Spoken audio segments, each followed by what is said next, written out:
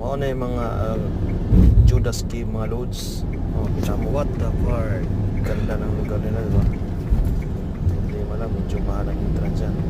Land of Judas Cave in Alhasa area of Hope. Okay, kung sino itong gustong pupunta dito, punta lang kayo mga loads. Libre yan. Sama.